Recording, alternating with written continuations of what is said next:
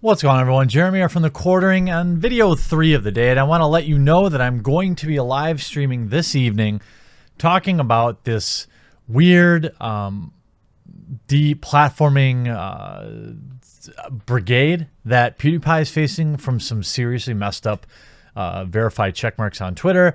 And I'm going to be talking about Zoe Quinn trying to get my videos delisted, all sorts of fun stuff on the live stream at 7 p.m. Central tonight. Now, this article I thought deserved its own video. Normally I go over a couple different articles in a single video, but this one is frightening. This one is, of course, standing on bodies to push censorship. And it is, I mean, a new low for the games community. The game journalists. People ask, what do I mean about journalists? Well, in America, if you don't live in America, men pee into something called a urinal at like public places, and hence journalists. Now everyone knows. Community management post bad thing that happened. Opinion. Veteran product manager James Kozanecki says the industry can no longer dismiss toxic behavior as harmless trolling. That's right, folks. Last week, something really bad happened at the time of this publication, and they prayed inside of a place. So the thing that happened was broadcast live on Facebook and gave warning to fellow internet commentators on Notorious Haven 8chan. Shout out to Mark. Now that's a reference of the company that had the AMA on 8chan unknowingly, apparently. In the alleged, well, we don't need to go through that. Here's what we need to know. Something bad happened, and now the media is using it to push censorship. In the days of ignorantly being able to claim, oh, it's just a meme, it's harmless, they're over. I've been working in online community management for more than 12 years, beginning my career at a time when brands only considered communities which existed on their own directly hosted channels. As technology and communities have evolved, so have the way we communicate and prioritize our audience. Quality writing there. In the eyes of many businesses, community management is now a vital area. It allows fans to build rapport with the brand, while they hope will transact again in the future. However, as we measure our KPIs, those are key performance indexes, but he's an industry insider, so he doesn't have to really tell you what that means. And return on investment, we as community managers must not forget the role we play in censoring. I mean, building spaces online for people who congregate, interact. While we can't control everything, and believe me, they wish they could, our communities say and do, we can take responsibility for properly enforcing and responding appropriately to extreme content. This is in the same, two paragraphs where they're talking about memes. We decide how to deal with this problem before it spreads. End all memes! It is a meme jihad. Again. We set the tone. We decide what is and what isn't acceptable. How we decide to deal with this problem before it spreads, before the community and into the real world. That's right. This wasn't an isolated incident. This was indicative of anyone who's ever posted a meme, obviously. The games industry has had more than its fair share of community backlash, thanks to Gamergate. Yeah, Gamergazi had nothing to do with that. And other organized harassment campaigns. Oh my God. Okay, so we know where this writer's coming from and what kind of community they probably manage. To this day, we've yet to see the industry take a meaningful stance on these campaigns. Really? A few companies have, but they're mostly indie. No disrespect. The big publishers have failed to take a hard stance against toxic communities.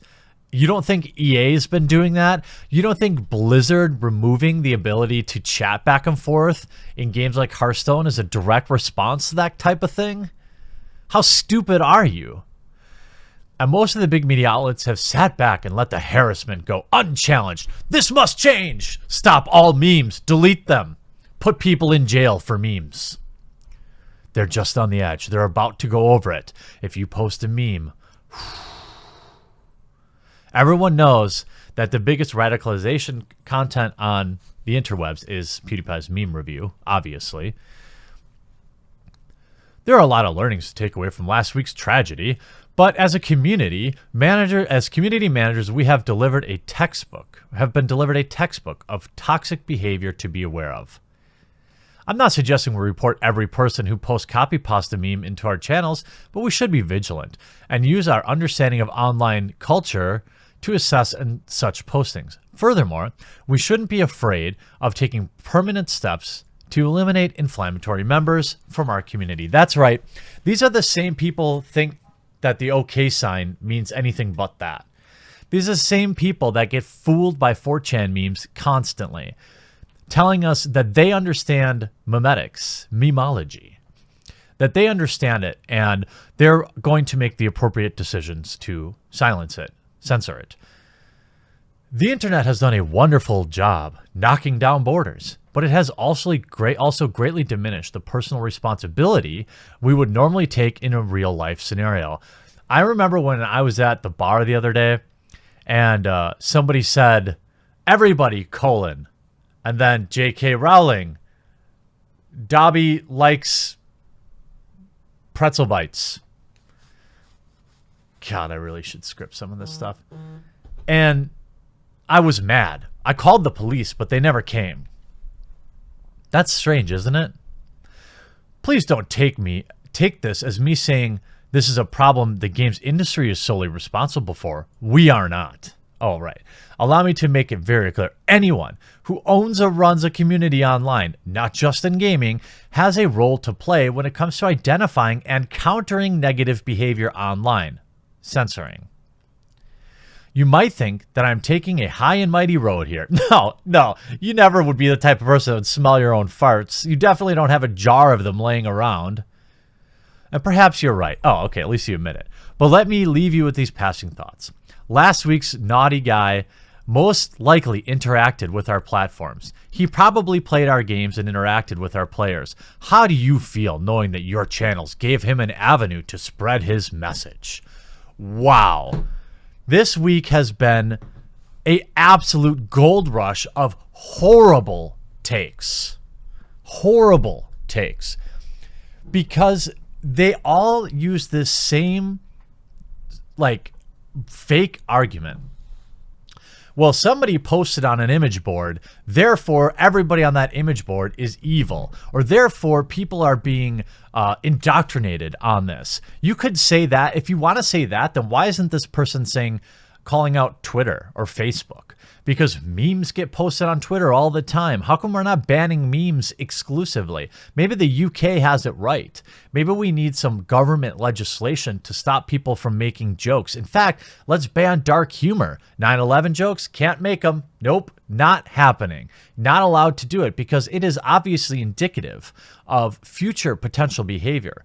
You know, everybody drinks water. You know, correlation does not equal causation, meaning, if I'm using that correctly, I hope I am. Yes, people use image boards, and my cat is being really annoying right now. Is that two things? Are those two things related? Ban all cats. Sorry, Colt, you're banned.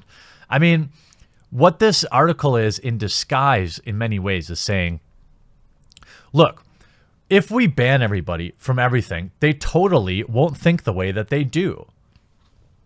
Right? They totally won't go underground. They totally won't use the dark web. They totally won't find new communities to be a part of. These are 100% the responsibility of community managers to ban.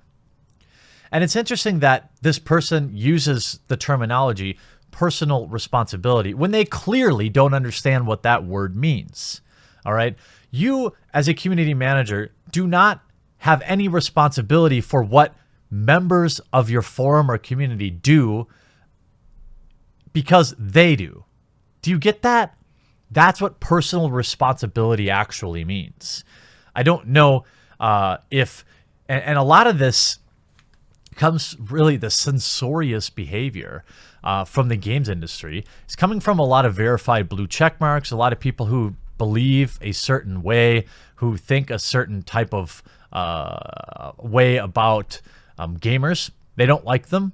They will stretch and perform some of the most beautiful mental gymnastics, as we've seen in this article, where we're basically saying we're standing on, like bodies like cordwood, so I can deliver a pulpit and accept more power. It's the same crap that, pardon me for getting a little too political, it's the same crap that our government did in 2011 when we had something very bad happen in this country, and the government swooped in with their Patriot Act and was like, oh, everyone's scared. Allow us more control. Allow us to tap people's phones without a warrant. We'll protect you. That's exactly what this person's doing. They're swooping in and using it to vacuum up more power and more control. But these people never seem to understand the basic reality that if you ban somebody, they just go somewhere else and do it. So for somebody that claims to be demanding personal responsibility, you clearly have no idea what that actually means.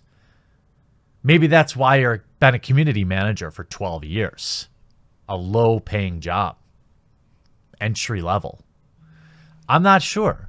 But what I am sure of is people like this, James, are desperate for digital power because they themselves have very little in real life.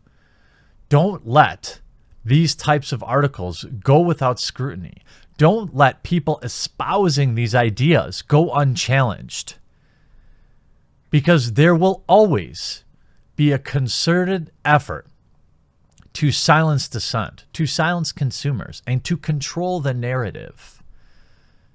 And if we just stand there and do nothing at all, we'll look back in 5-10 years and all of our areas will be completely controlled, and we'll wonder how we got there. As for the people choosing to take what happened and use it to push ideology, using it to take more control over their communities under the guise of safety, you are disgusting. You're intellectually dishonest. You are liars. You are pathetic. You are cowards. I hope you enjoyed this video. We'll talk to you again real soon.